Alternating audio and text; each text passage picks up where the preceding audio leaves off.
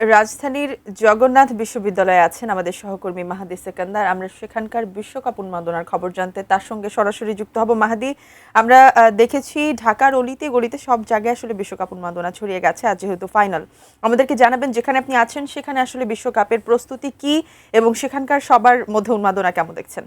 ভিড় করেছেন এবং তারা কথা বলছেন আসলে আজকের ম্যাচ নিয়ে কেমন হবে সে বিষয়ে তাদের প্রতিক্রিয়া একটু শুনবো। এবং তারা কিন্তু নিজেদের মধ্যে একে অন্যকে কে কয় গোলে জিতবে এমন বিষয় নিয়েই তাদের খুনসুটি আছে। এবং স্পেনের সাথে আর্জেন্টিনা বিগত যে 14 বার মুখোমুখি হয়েছে সেই পরিসংখ্যান নিয়েও তারা কথা বলছিলেন। এবং সর্বশেষ স্পেনের সাথে আর্জেন্টিনা যে হেরেছে সে বিষয় নিয়ে আমি একটু কথা বলবো। যে ব্রাজিল সমর্থক আছে, প্রথমে তাকে দিয়ে শুরু করতে চাই।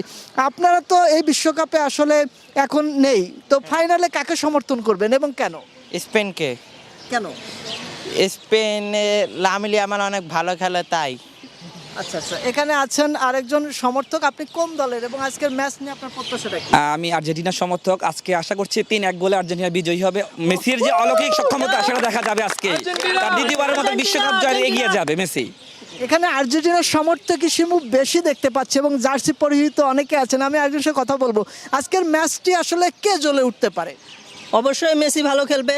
আমাদের এনজো আছে, ম্যাকালিস্টার আছে, মার্টিনেস আছে, এনজো ফার্নান্দেস আছে, সবাই ভালো খেলবে এবং আমরা জিতবো ইনশাআল্লাহ। মার্টিনেস আছে, এসক্রোনি আছে, সরি ওই রোমিরো আছে, হ্যাঁ, বিশেষ করে আরো অন্য প্লেয়ার আছে, খুব ভালো মানের প্লেয়ার। আশা করি আমরা ম্যাচটা আমরাই জিতবো। মেসি যতক্ষণ মাঠে আছে ইনশাআল্লাহ আমরা জিতবই।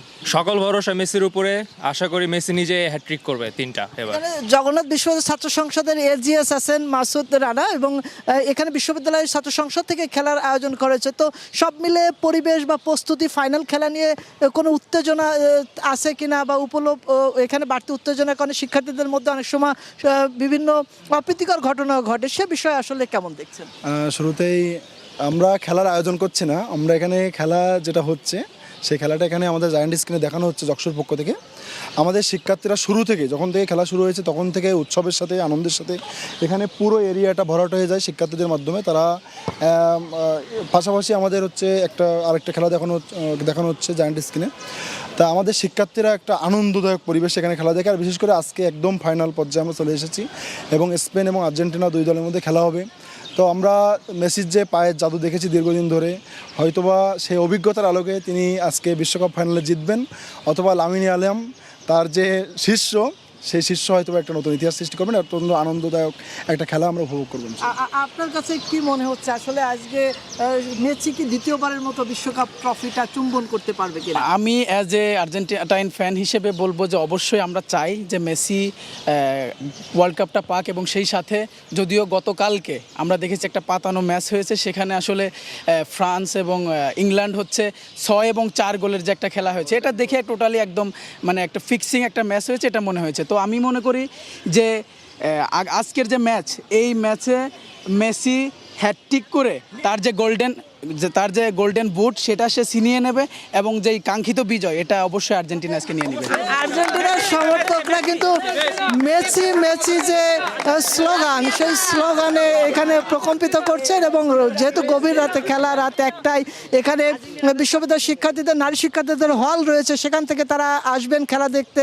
এছাড়া শিক্ষার্থীরা যারা আছেন তারা কিন্তু সন্ধ্যার পরেই এই যে প্রাঙ্গণটি রয়েছে এর পাশাপাশি আরও একটি জায়গা রয়েছে, সেখানেও বড় পর্দায় খেলা দেখানো হবে। সেটিকে ঘিরে উচ্ছ্বাস আছে, উত্তেজনা আছে। একই সাথে ফাইনালের মুকুট কোন দল নেবে, সেটি মেসি কি তার যে সেরা জাদু দিয়ে কাপটি অর্জন করবেন, নাকি স্পেন আসলে দ্বিতীয়বারের মতো আবারও বিশ্ব চ্যাম্পিয়ন হবেন, সে প্রত্যাশা নিয়ে শিক্ষার্থীরা নিজেদের মধ্যেই আসলে অনেকটা বাকযুদ্ধে লিপ্ত আছেন এই মুহূর্তে শিমু জগন্নাথ বিশ্ববিদ্যালয়তে। এই ছিল আমার কাছে বিশ্বকাপ ফুটবলের যে মহরণী মঞ্চের যে ফাইনাল ম্যাচ আর্জেন্টিনা এবং স্পেনের, সেটি নিয়ে এখানকার পরিস্থিতির সর্বশেষ।